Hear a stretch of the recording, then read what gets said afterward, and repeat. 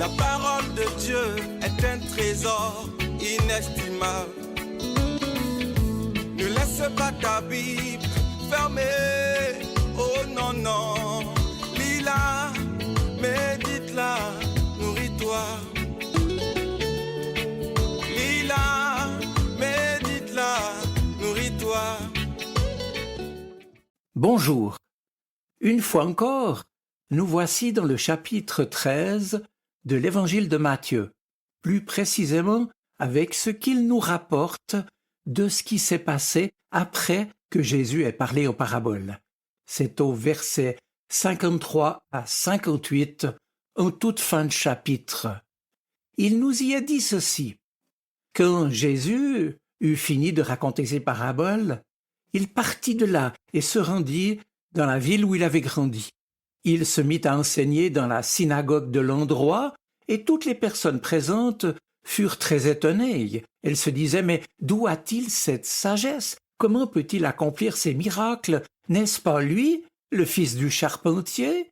Marie n'est-elle pas sa mère? Jacques, Joseph, Simon et Jude ne sont-ils pas ses frères? Et ses sœurs ne vivent-elles pas toutes parmi nous? D'où a-t-il donc tout ce pouvoir? Et cela les empêchait de croire en lui. Alors Jésus leur dit, « Un prophète est estimé partout, excepté dans sa ville natale et dans sa famille. » Et Matthieu, quant à lui, conclut en disant, « Jésus n'accomplit là que peu de miracles à cause de leur manque de foi. » Mes amis, durant sa vie publique, Jésus, on le sait, a parcouru de nombreuses villes et de nombreux villages de la région de la Galilée, et nous le retrouvons dans ce passage de retour à l'endroit où il avait lui-même passé une trentaine d'années en compagnie de Joseph, de Marie, de différents membres de sa famille et des autres personnes qui habitaient dans la région de Nazareth. Et comme nous pouvons le lire ailleurs dans les évangiles, quand Jésus arrivait dans une ville, il y avait là, dès avant son arrivée, du fait de sa renommée, une foule qui l'attendait avec des malades et des infirmes qui attendaient une guérison ou qui voulaient écouter son enseignement. Matthieu nous dit aussi que Jésus faisait de nombreux miracles. Or ici à Nazareth, là où il a grandi, on le regarde avec méfiance et suspicion, et à cause de ce manque de foi, il ne peut pas faire beaucoup de miracles. Mais alors, demandons-nous pourquoi les habitants de Nazareth passent-ils de l'étonnement et du questionnement, somme toute bienveillants, au trouble et au scandale, ne laissant plus aucune place à l'émerveillement jusqu'à faire obstacle à l'action même de Dieu. Car il y a bien eu, en effet, un moment où la lumière a percé les ténèbres, où les gens ont réalisé la puissance de la sagesse et des actes de Jésus.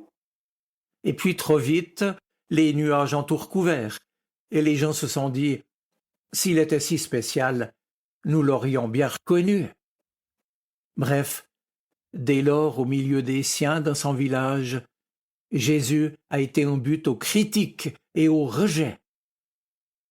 Cela dit, nous-mêmes, nous pouvons constater aujourd'hui comme hier qu'il est souvent difficile en effet de parler de Dieu à ceux que nous connaissons et qui nous connaissent depuis toujours. En évoquant ce récit, un père de l'Église déjà il y a fort longtemps, c'était au IVe siècle, Jean Chrysostome, c'est son nom, pensait, je le cite, que les gens de Nazareth ont admiré Jésus, mais que cette admiration, au lieu de leur inspirer la foi, leur a inspiré de la jalousie. C'était comme s'ils s'étaient dit « Pourquoi lui et pas moi ?» Fin de citation. Pour ma part, je ne pense pas que leur rejet ait été motivé par la jalousie.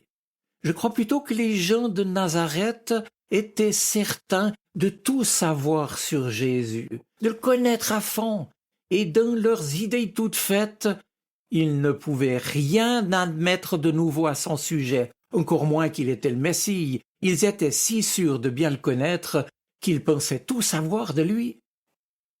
Aujourd'hui encore, ce risque demeure également autour de nous, comme dans notre société. Mais au lieu de jeter la pierre à qui que ce soit, demandons-nous, et moi, suis-je si sûr de bien connaître Jésus? Ne pourrais-je pas le connaître davantage?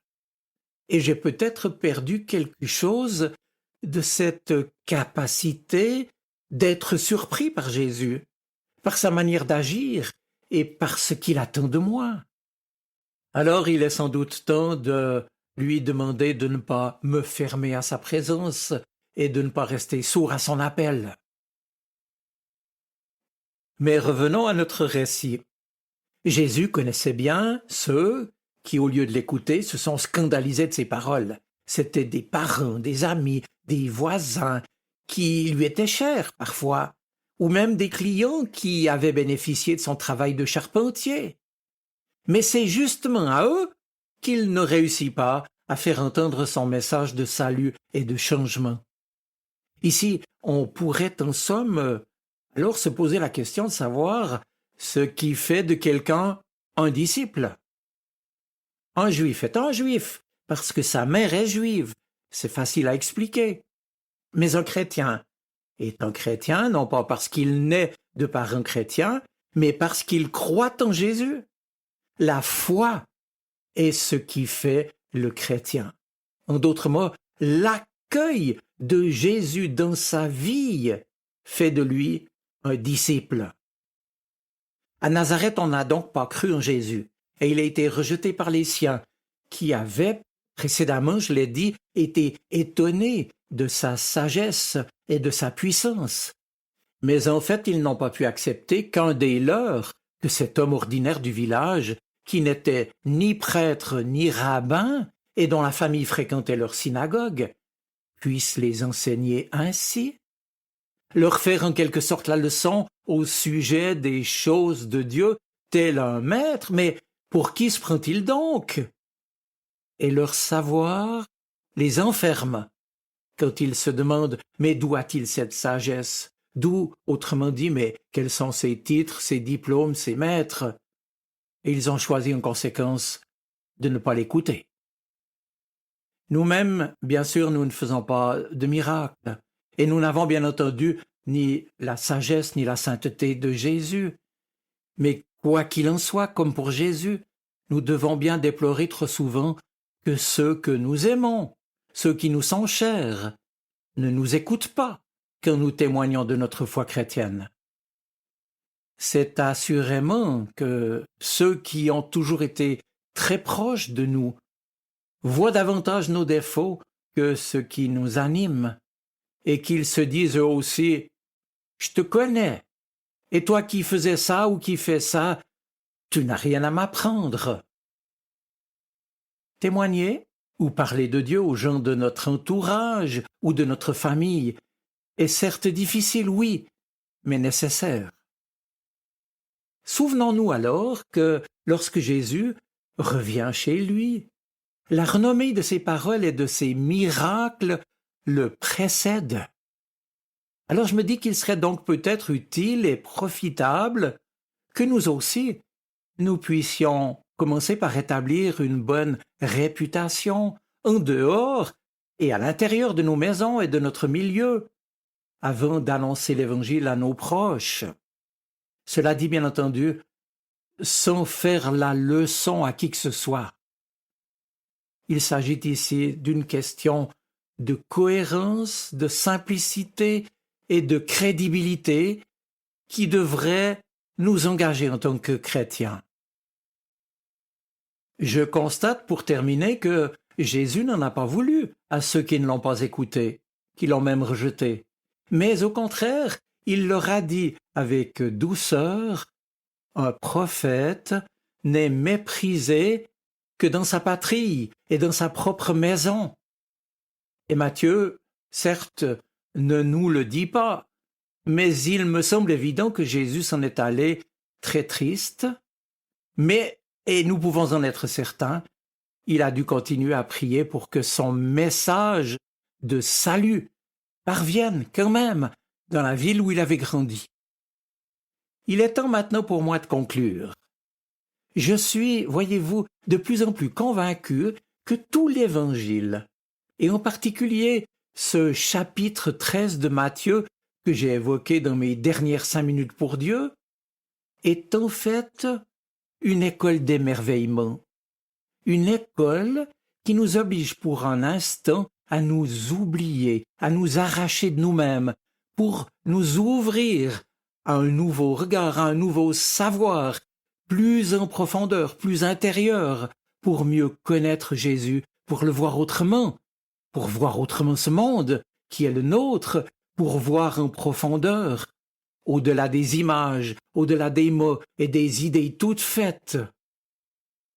En cette période de l'Avent si bousculée, puissions-nous alors, mes amis, accepter de nous mettre à cette école et d'en témoigner par notre exemple. Je vous souhaite une bonne semaine. Soyez bénis. Amen. La parole de Dieu est un trésor inestimable. Ne laisse pas ta Bible fermée. Oh non, non. Lis-la, médite-la, nourris-toi.